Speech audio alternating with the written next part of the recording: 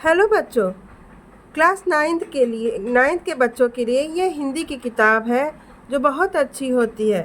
इसमें निबंधात्मक प्रश्नों के साथ OMR आधारित प्रश्न हैं, जिसे हम बहुविकल्पीय प्रश्न हैं। इस पुस्तक में बहुत सारे बहुविकल्पीय प्रश्न हैं और इसके अलावा अब हम देखेंगे इस किताब में हमें क्या क्या पढ़ना है, इसकी विषय सूची देखेंगे।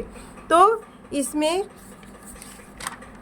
कुल 5 खंड है, जैसे हिंदी गद्य, हिंदी काव्य, संस्कृत, एकांकी और व्याकरण। अब हमें हिंदी गद्य में क्या पढ़ना है? हिंदी गद्य में हमें भूमिका अर्थात गद्य की विकास कैसे हुआ, पद्य का विकास हुआ कैसे हुआ, लेखक और कवि, गद्य पद्य में अंतर आदि। और इसके बाद निम्नलिखित लेखकों के यहाँ पे रचनाएं प्रस्तुत किए गए हैं, जैसे प्रताप नारायण मिश्र का बात है, मुंशी प्रेमचंद जी का मंत्र है, आचार्य हजारी प्रसाद द्विवेदी का गुरु नानक देव, महादेव वर्मा का गिल्लू, श्री राम शर्मा का स्मृति, काका कालेलकर का निष्ठा मूर्ति कस्तूरबा, धर्म भारती का ठेले पर हिमालय, रविंद्रनाथ टैगोर का तोता। और एक अलग से यह अनिवार्य चैप्टर होता है सड़क सुरक्षा एवं यातायात के नियम। ऐसे हिंदी काव्य में भी हमें अध्ययन अध्यापन अर्थात कविता क्या है और कुछ कवियों के बारे में हमें जानना होता है।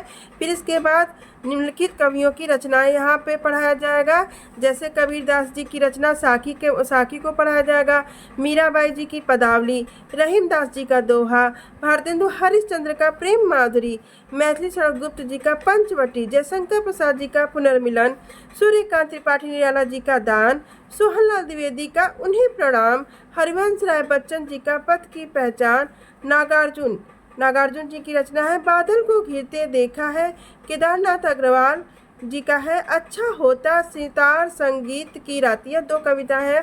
शिव मंगल सिंह सुमन जी की है युगवाड़ी और अंत में है संत रैदास जी की प्रभु जी तुम चंदन हम पानी। इसके बाद है संस्कृत में पहला पाठ है वंदना, दूसरा पाठ है सदाचारा, तीसरा पाठ है पुरुषोत्तमा रामा, चतुर्थ पाठ है सिद्धि मंत्रा, पंचम पाठ है सुभाषितानी और षष्ठम पाठ है परमहंसा रामकृष्ण और सप्तम पाठ है श्री कृष्ण गोपाल नंदना।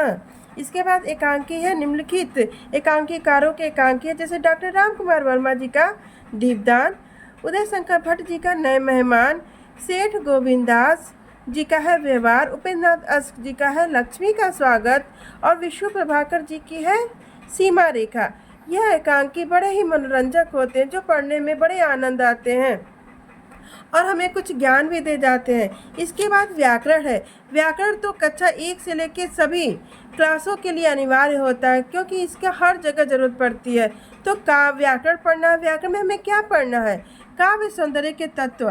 काव्य सौंदर्य के तत्व पहले जानिए कौन कौन है। रस, छंद एवं अलंकार, ये काव्य सौंदर्य के तत्व हैं, इनके बारे में पढ़ना है। हिंदी व्याकरण तथा शब्द रचना, हमें शब्द रचना पढ़ना है, जैसे तत्सम, तद्भव, पर्यायवाची, विलोम आदि।